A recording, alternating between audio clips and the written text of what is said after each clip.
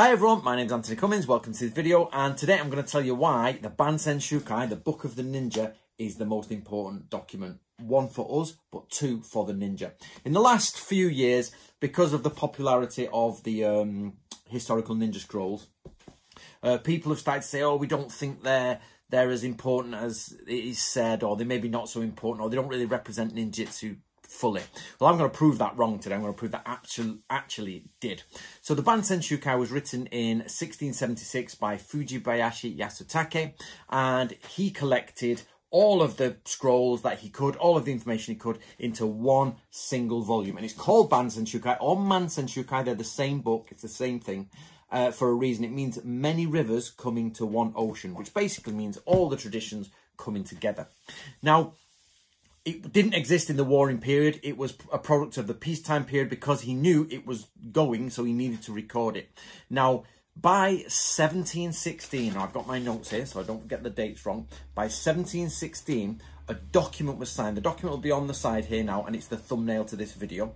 And basically, it's from Kizu Inosuke to Nagai Matabe. Sorry, my handwriting's a bit naff. And as I say, written in 1716, and it's an oath of secrecy about ninjutsu.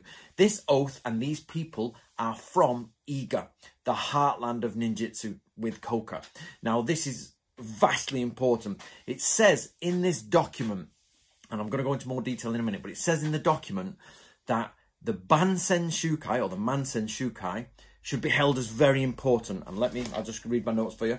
And the sections on Seishin, which is the beginning, basically correct heart, and the Ninpo, ninja treasure, if you like, or shinobi treasure, should only really be read between the Lord and his close retainers, and obviously the shinobi who's got it.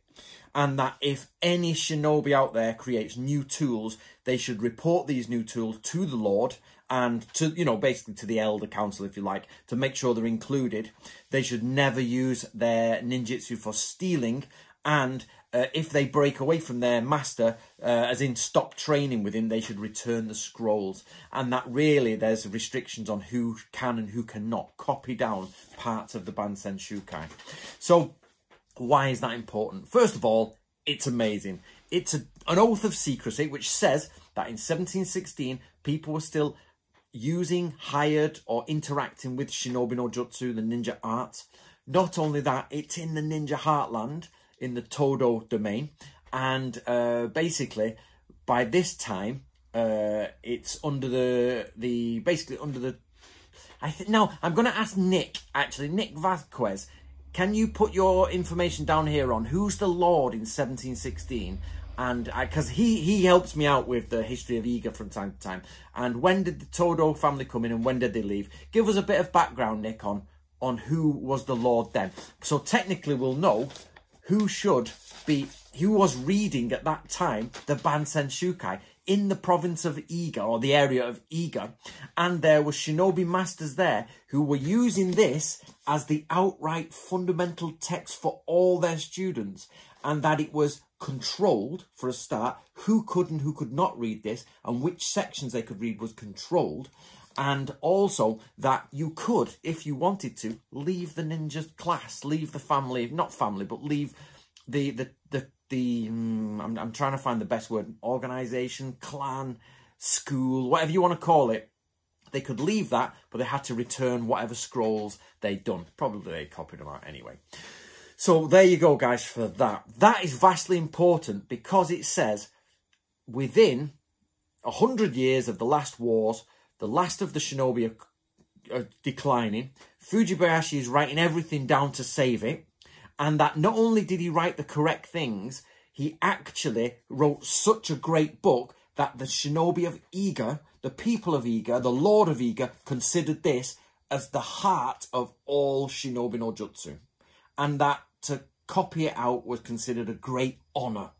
So for you guys to just go to Amazon and buy a copy of it from me and the publisher, basically, you are getting the secrets which people used to have to write oaths in front of their lords for, or their master for, to even glimpse this. And you can just get it off Amazon now. So there you go. So that tells us another thing as well, that most likely Fujibayashi is possibly dead by this point.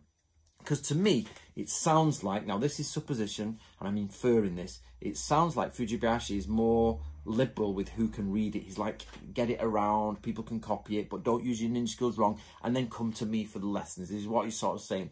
So I assume from this, by 1716, Fujibayashi is dead. Otherwise, he'd still have control of it, which is a little bit scary, because I'm going to start a conspiracy theory here, which I'm totally against. This is not correct, but 1716 is around the time that Natori Sanjuro dies. He dies in 1708, but by 1716, you're like, they're both dead at this time, probably because they're both from the same generation. But some people in crazy times used to think they were the same person, but it's fake. It's fake. Don't go mad with that.